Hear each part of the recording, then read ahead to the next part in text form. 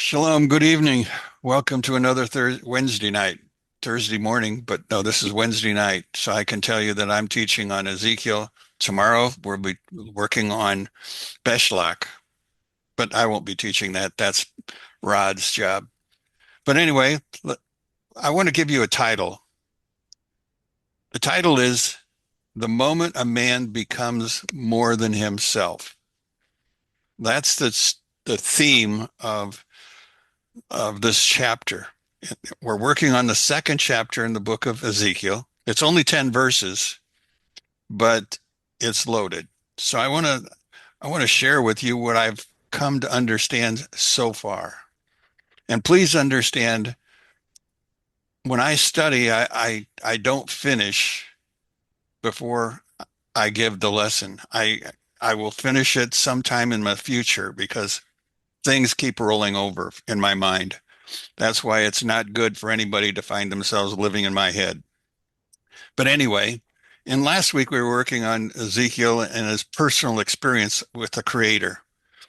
Now, I believe we witnessed Ezekiel prophetically rise from the level to level through a stormy wind, and he was no longer in our world, which we call Asiya, and he passed through the world of the angels, which is Yetzirah, and he ends up in the world of Beria and the throne room of God. Now, as the chapter closes, we see him stretched out before God. He's laying prone. Now, much of the story was written, well, it was in a code because it was developed under a title called Merkavah, which is the chariot. Now, today we will learn, I hope we'll learn, of the conversation between the prophet and his creator. Oh, by the way, I should tell you ahead of time, the conversation isn't recorded. What is recorded is what we're going to talk about tonight. Now, Ezekiel finds himself rising from the ground as he hears the voice tell him, Ben-Hadad, son of man, stand on your feet and I will speak to you. Now, Ezekiel is blessed with this unique title, Ben-Hadad. Now, throughout the book, Ezekiel or Israel will be at times referred to as Adam. So, why does he call Ezekiel Ben-Hadad?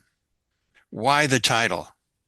Now, Rashi said, it seems to me that he only called him the Son of Man in order that he should not become arrogant after having had a vision of the chariot and the supernal order of the heavens. Now, the Son of Man, or the Son of pure people, the Son of righteous people, the Son of, well, that practices kindness, the Son of people who demean themselves for the sake of, and the glory of God. Now, we know that Adam Harishon, which is the original Adam, the first Adam, came from the ground. In other words, if you look at chapter 2, you notice that he was taken from the earth.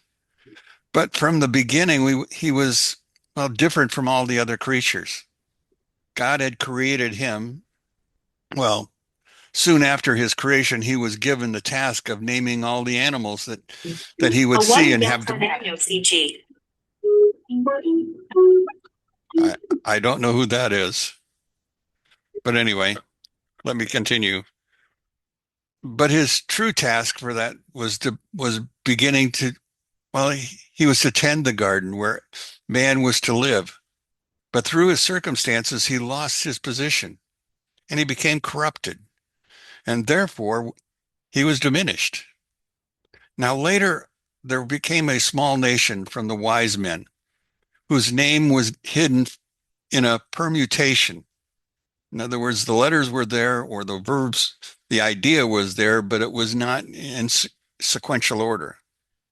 In fact, the Hebrew word here is habarim, habarim. You probably might recognize it as Avraham. He took up a new role, a role of Adam. Over the centuries, over the time, the nation would be created and shared through his son Isaac, and grandson Jacob, who was also called Israel. Now, this nation has withstood countless attempts from other nations across the globe to destroy them. Now, these other nations had prostrated themselves before other gods and found temporary success in their world. But again, it was only temporary. Now, chapter 2 begins with a very awkward sentence. It begins, Bah Tova ben Ruach ku asher dabir ili. You understand that as a spirit entered me and he spoke. Now, what spirit entered Ezekiel?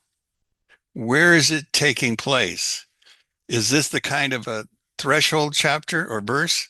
The answer is yes, but it's awkward because it's causing us to sense something. Well, it's got to be deeper than what we would normally think of. So we're beginning to shift our focus in chapter 2. Now, the Hebrew word for ruach is spirit. And it's not talking about here and now. He's actually talking about above and beyond. His focus then is the spirit comprehending from below to above and beyond.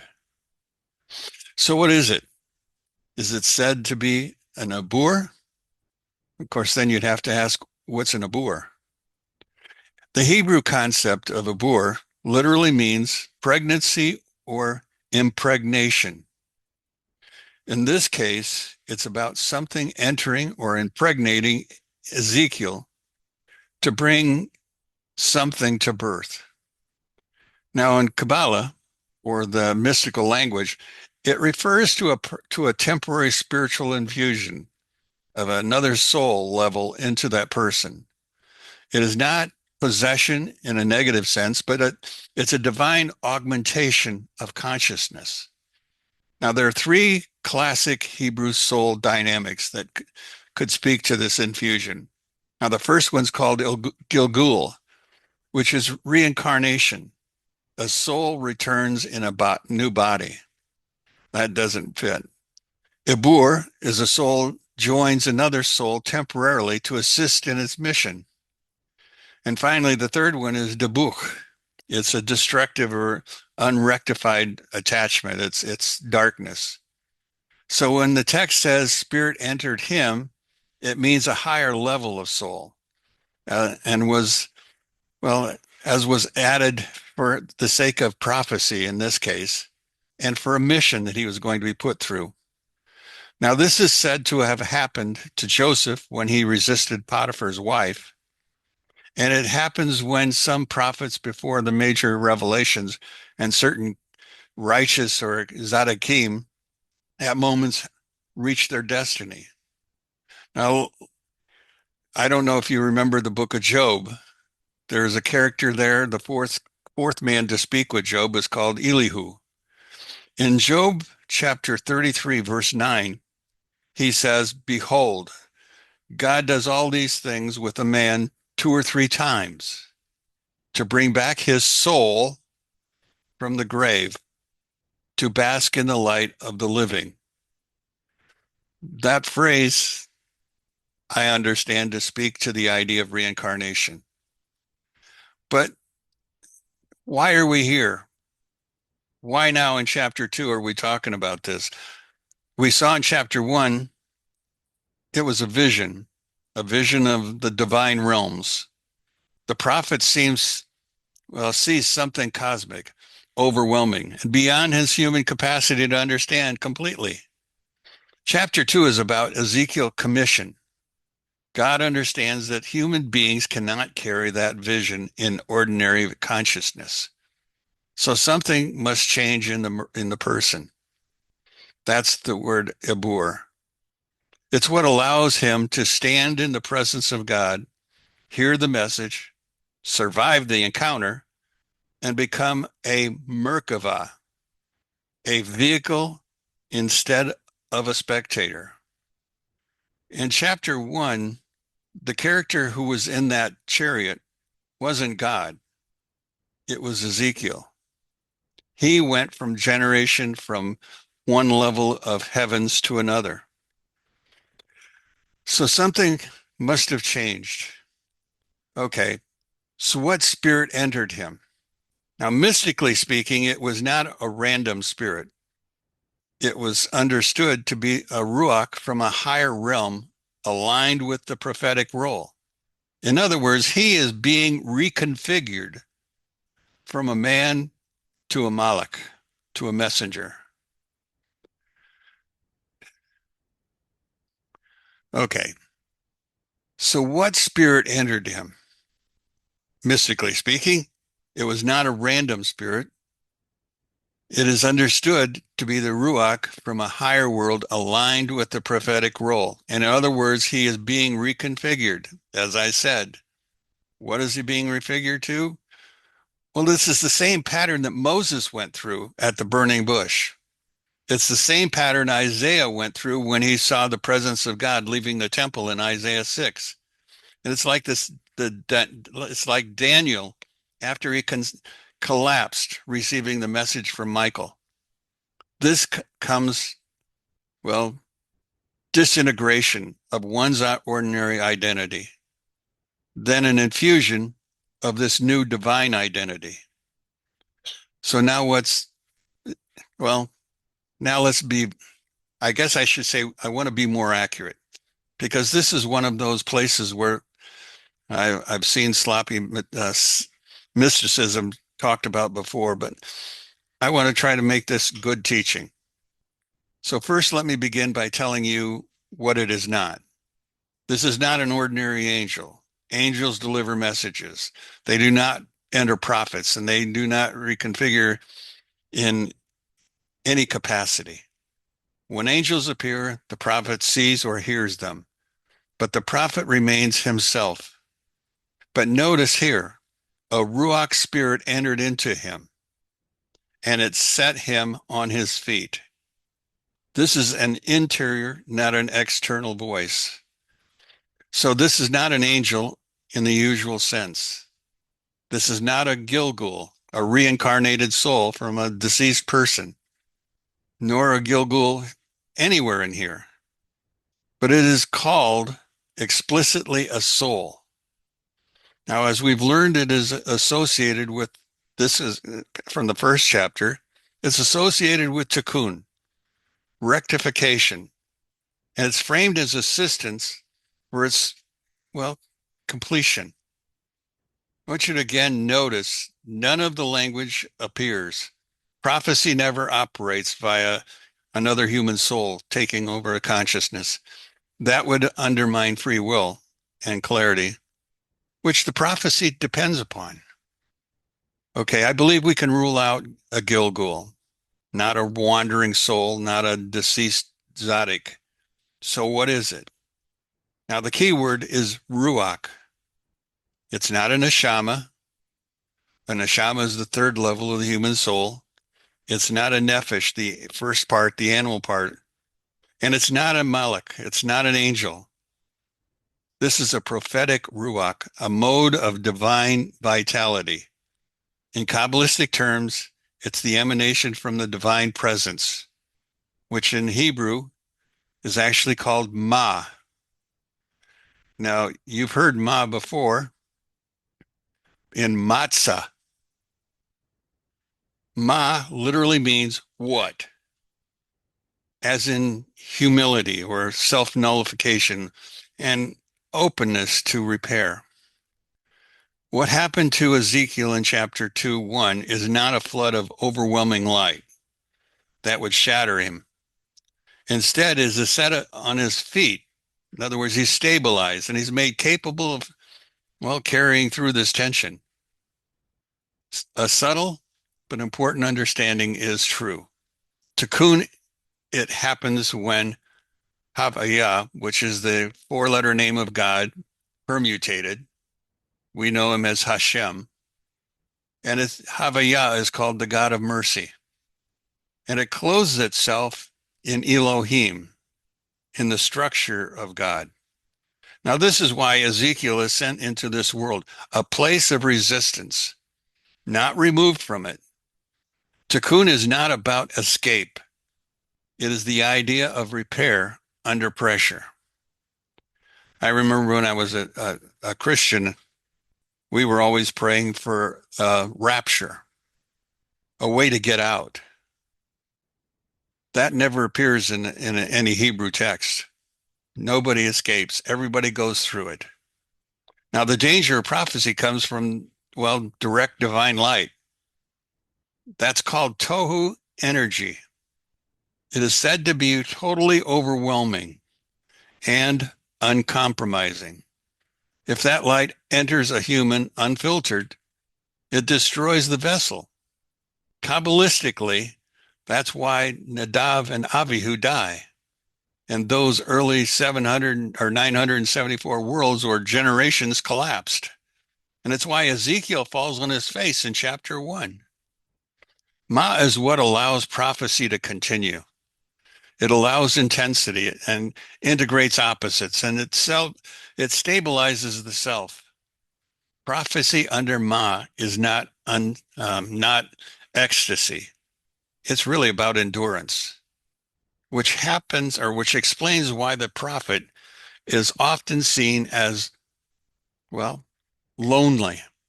He's often misunderstood. Emotionally, he's burdened. Ma lets you carry truth without being consumed by it. Now, I want to go through a little gematria that I learned. The value of the word ma, which is mem he, is 45. The value of Adam, aleph dalet mem, is 45. So that's no coincidence. That's the architecture.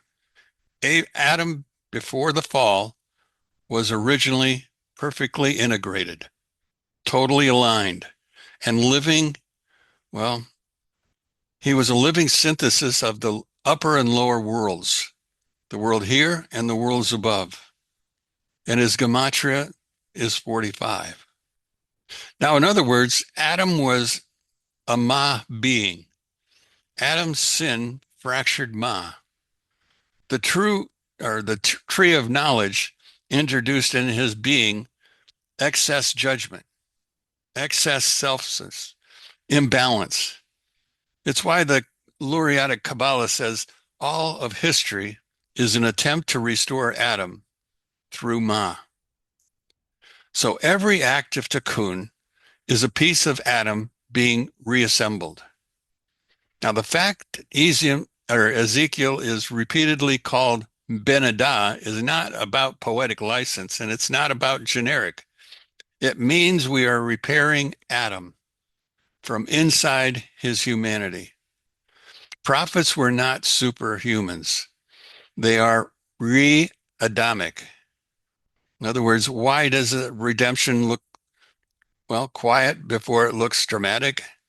Well, this part ties directly into everything I've been sharing from Zechariah, from my Torah studies, uh, regarding time and redemption. Now, I believe the mistake most people make is that they've expected end of days to be a overwhelming revelation, power, the collapse of evil by force. But that would repeat tohu, the chaos that started in 1-2.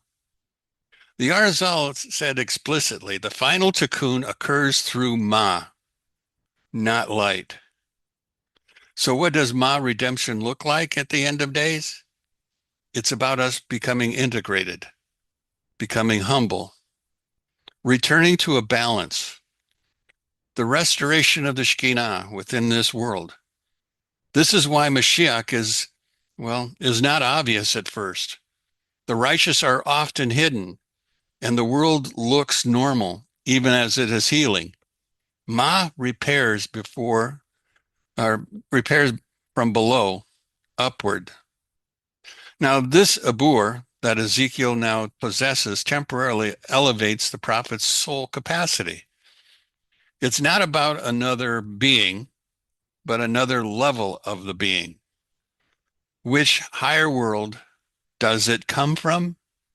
Well, the classical mystical answer If we listen to the Zohar and Ramak and the Arizal, it's from the world of Beriah, the world of creation.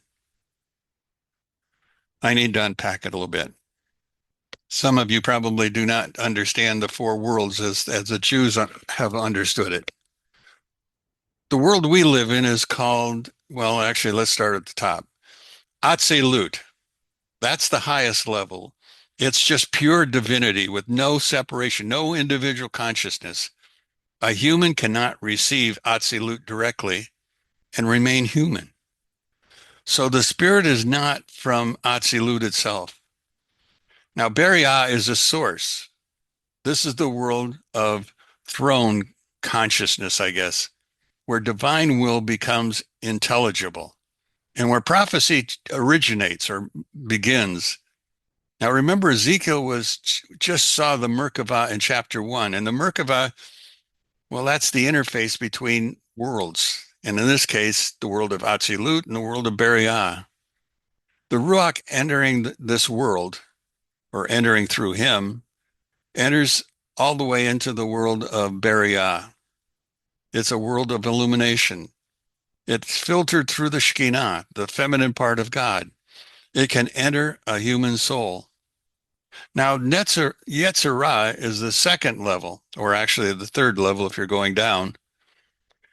Not a primary source for this spirit.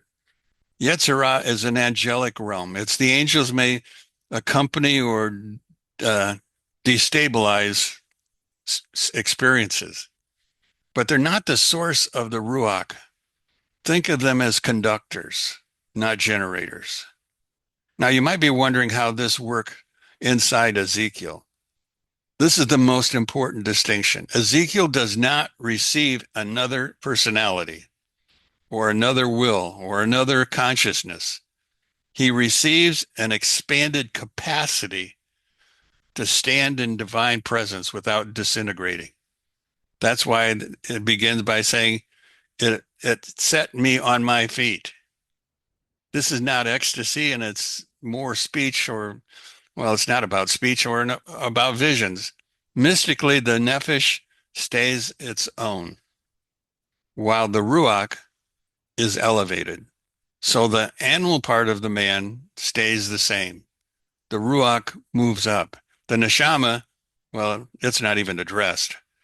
This is why prophecy becomes possible after this kind of an event, not before.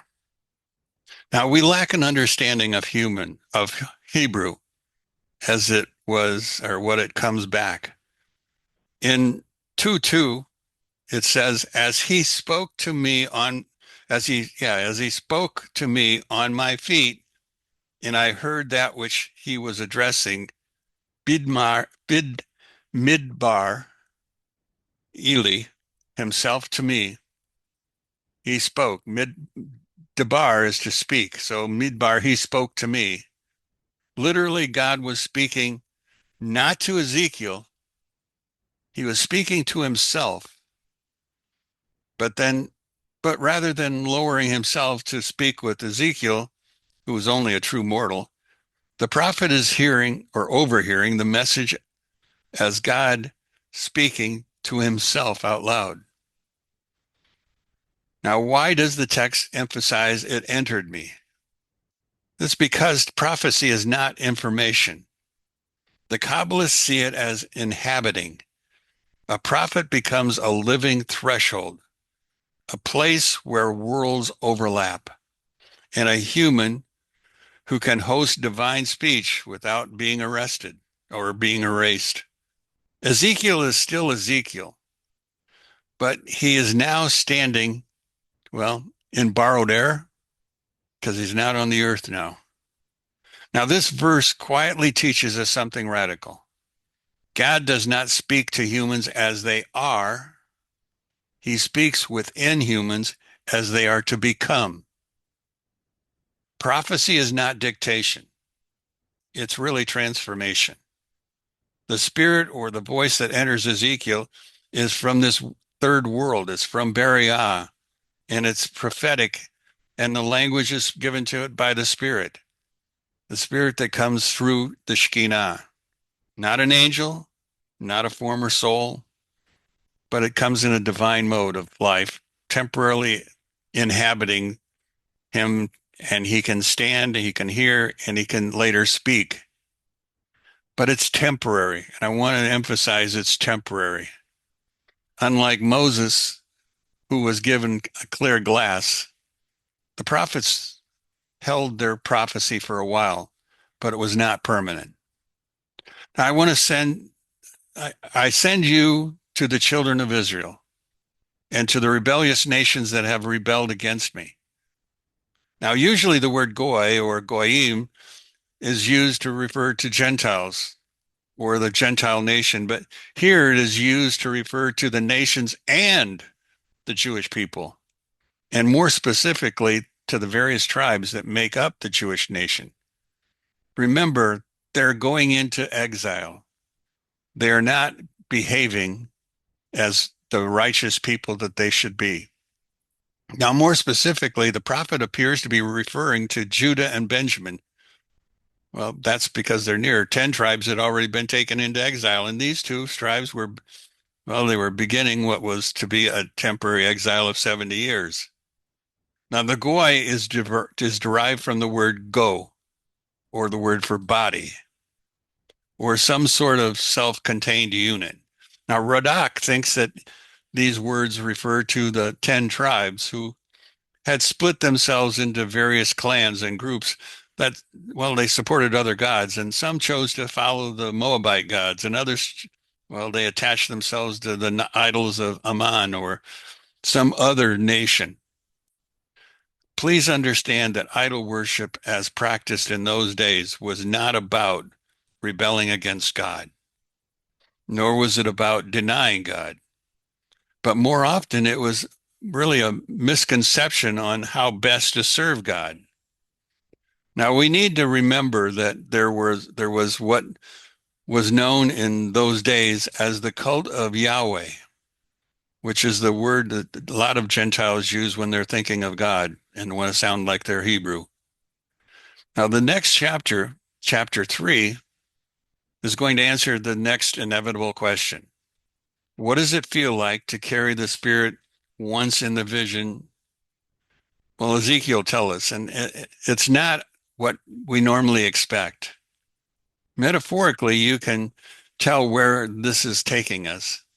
This moment in the text is not about the prophet. It's about what happens when a human being is invited into a higher perception. The Torah is quietly teaching us that we cannot receive divine truth while remaining the same as we always have been. Not a spirit in a literal sense, but for a prophet, it would be, well, a new mode of seeing, a new inner posture containing less ego, a greater ability to listen. Now, in the end, one feels a trembling or more responsibility. So why would this feel awkward? Well, basically because the text is describing what we call a liminal state, someone who is not fully conscious, but is not yet fully prophetic. Liminal, by definition, is a word for the independent. It describes states, times, and spaces that exist, well, that exist at the point of change, a metaphorical threshold, if you will. So that's what's going on. It comes to the person somewhere between sleep and wake. It's the crossing of a veil. It's the awkwardness that is created by an emotional response. Any authentic try it again. Any authentic encounter with the divine should feel destabilizing. Now, this chapter is moving us from observer of visions to participant in divine purpose. Up until now, the visions were cosmic, they were symbolic, they were theological. Now, for Ezekiel, these visions become personal and vocational. We are no longer just learning what God is doing, We're being acted upon. Who will carry this message into the world? That message was not just to Ezekiel, that message is to us. Now, if you have followed me from Zechariah now into Ezekiel, you've been walking through the stories of the prophets, not just as literature, but as, well, initiators of text. This verse makes a shift in the curriculum. This is less about cosmic mapping and more about inner transformation. Less about what does it mean, and more about what does it require of me. Can you see a title for this thing? I saw a couple of them. I gave you one in the beginning, but then there's another one that comes to mind. The prophet is given a second soul, or more specifically, the moment a man becomes more than himself. Now, in the days of the Rav, the urge to follow strong personalities and worship idols, it just disappeared. Menashe told that Rav, well, not to disparage the people of his time because he had been there. He too would have picked up his coat. But the obstacle that hindered his following idols left. In Rav's time, idolatry diminished, and the problem dealt with self-centeredness. Witchcraft, idolatry, and other forms of religious persuasion, even today, don't hold the same power that they did in Israel back then. But ego and self-centeredness, they still do. Now, remember, um, I want to refer to the Jewish people as goyim. Obviously, brings great anguish in human terms to Hashem and actually to the Jewish people. Now, they had been blessed with diversity of talents. Besides their biblical excellence, they were merchants, they were warriors, they were, well, agricultural geniuses. They were advanced in the sciences, and they were in the forefront of academic scholars. They were a nation built on diversity and were the perfect nation to be used by the services of God.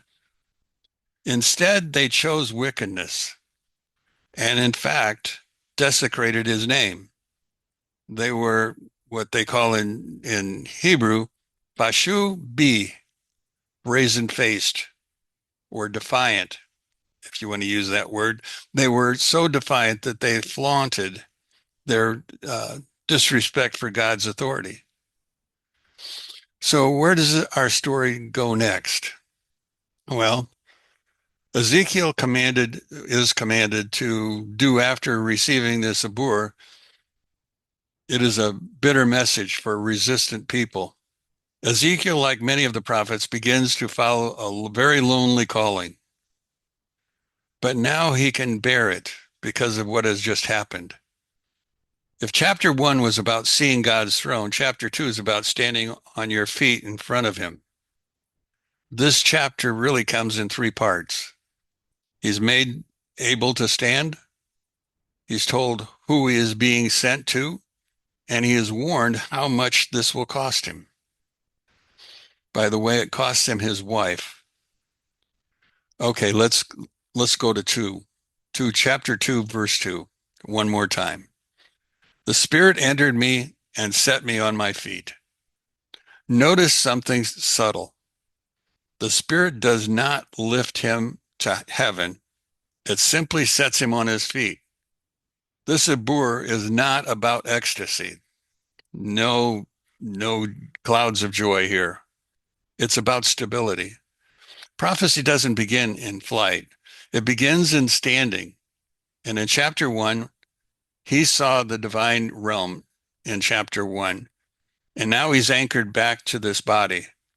He was not escaping the world. He's being sent into it. In chapter 2, verse 3, we read, "And he said to me, Son of man, I am sending you to the children of Israel, to rebellious nations, which rebelled against me. They and their fathers rebelled against me, and they do to this very day. Again, why call him Ben Adam, son of man? This happened repeatedly in not only this chapter, but it's going to happen again and again. Why? Because after a vision like chapter one, the danger is of losing your humanity. So God insists Ezekiel to still be human. He will speak as a human and he will suffer as a human. And in Kabbalistic terms, this is the soul being reinserted into Malkut, into our world, a world of limitations. Divinity was carried through flesh, not around it. Now comes the emotional part. I am sending you to a rebellious house or nation. So he's told exactly what kind of people he's going to be dealing with. Stiff-necked, resistant, not interested in hearing God's message. And here's the key. And they, whether they listened, whether they forbear, for they are rebellious a house. They shall know what that a prophet was in their midst. So did you hear that? Whether they listen or not. Success will not be a measure of simple results. I believe this is one of the most important prophetic teachings in all the scriptures. Our task is to be faithful, not necessarily effective. I believe this is one of the ways that we begin to look at this. It goes on to say, they will know that the prophet was among them. Now, this sounds small, actually almost tragic. It's not that they will repent, and it's not that they will change, and it's just that they will know. It means truth leaves an important imprint even when it's rejected. The prophet's presence does not seem to matter. Even when ignored, a person who's exposed to really true light, perfect light, pure light, well, it's never wasted. The prophet's role is to mark reality, not to control it. Now, in the next verse, we read of a comparison between the parents and their children at that time. Now, though the parents are described as defiant, the children are actually far worse. They were insolent. They refused to accept the rebuke of their parents or even acknowledge God. It was to these defiant and hard-hearted people that God was sending Ezekiel.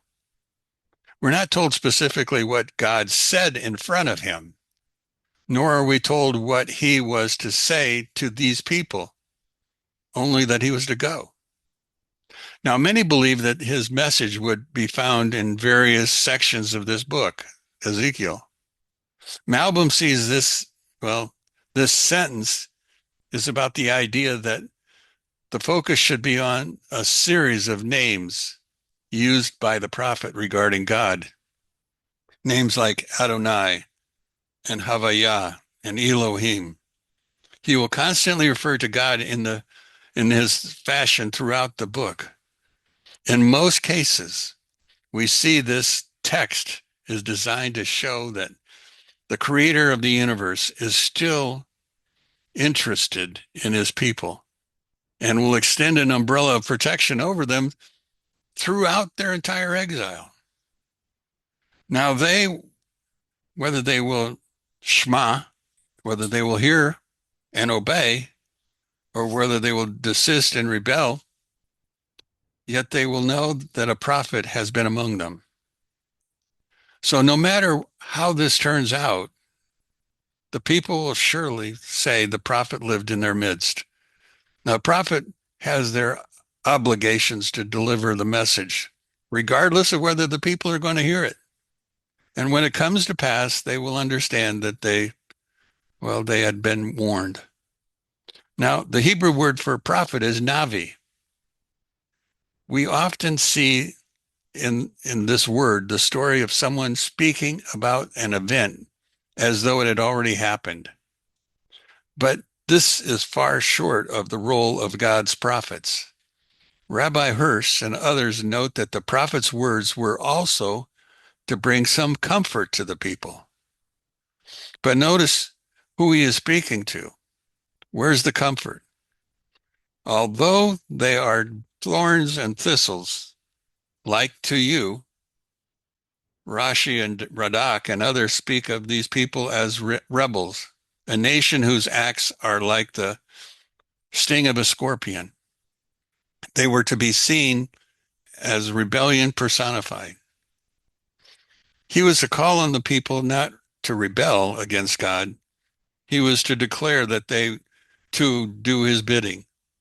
Understand that there will be various times during his ministry where he will be called upon to perform, well, onerous symbolic acts, just like in 4:14 when he's going to be called upon to eat defiled meat. And he was to do it amongst the nations. Now, quite a challenge for a true Levitical Jew who was a temple priest, who was never eaten anything that was defiled. Can you imagine? He had to eat something that he saw disgusting. And again, he was to cook it not on wood, but on human dung. As we are to look at the last verses of this chapter and the first of the next, we find our prophet was commanded to open his mouth and eat what the Creator was about to give him. At this point, we are technically starting a new section that does not really follow directly after 2:1-8. Here, Ezekiel is called upon to eat a scroll or to see, well, metaphorically, the need to eat this scroll. Some see this as a vision, while others believe that it was actually a true event. Now, regardless of how you interpret his section or his actions, we understand he was to totally digest its meaning. He was to become fluent in this message. I would have preferred the message to be to be put on a paper and put under my pillow, and I would absorb it slowly, but that wasn't the way it went. Understand, or at least notice, open your mouth and eat what I have given to you. Now in 3:2, we find that he did comply with the command, but in Hebrew, we find the word petach, which denotes an unwillingness to open, which may have been caused by the repugnance of what he was about to do. He was to absorb this message, even though his whole being rebelled against the task that he was given. Now, despite the unpleasant not thoughts, Ezekiel found that the scroll was so sweet, it was sweet as honey in his mouth. And it would appear that the whole scroll was filled with writing, which would have meant that it was written, well, actually on both sides of the parchment. And not only that, but the parchment contained lamentations, moanings, woes. It would appear Ezekiel was about to absorb the panorama of Israel's history, from the beginning to the end and all the painful events in between. Ezekiel is told in 2:6, do not be afraid of them. Now, this message is repeated more than once as we're going to read through this book. The question is why? Well, the sages understood that rejection doesn't just hurt emotionally. It really threatens your identity. How often have you been given a personal word that was very, well, not good? Fear here is not fear of violence. It is a fear of being misunderstood or being dismissed. God is telling Ezekiel, telling Ezekiel gently but firmly, he is not responsible for their responses, only for his voice. Now, the hidden cost in becoming a prophet, and this is the quietest line, Near the end of the chapter, there's an implied loneliness. No crowd, no applause, no confirmation, just oneself and the words and the resistance. This is the initiation into prophetic solitude. It isn't the silence of abandonment. It's about separation. Chapter 2 does not end with, well, with action. It ends with orientation. Ezekiel finds himself standing. He's a human. He's going to be sent. He's warned, and he's really unafraid, or at least he's introduced to it that way. But he hasn't spoken yet. That's going to come in the next chapter. This is the moment a man becomes more than himself. My title. Here is the point, is the quiet truth. He becomes more than himself without becoming less human. That's the whole lesson of chapter 2. Not transcendence away from this world, but depth within it.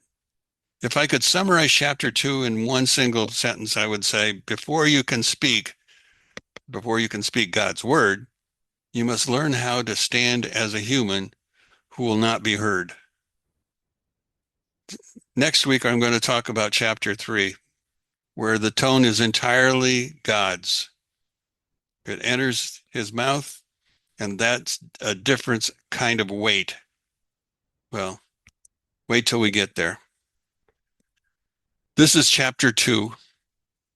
There's more to say. In fact, I find myself rehearsing and redoing all the time, but this is as much as I've got for right now. So I pass on and move to chapter 3 next week. I hope you will join me. Shalom, Laila Tov.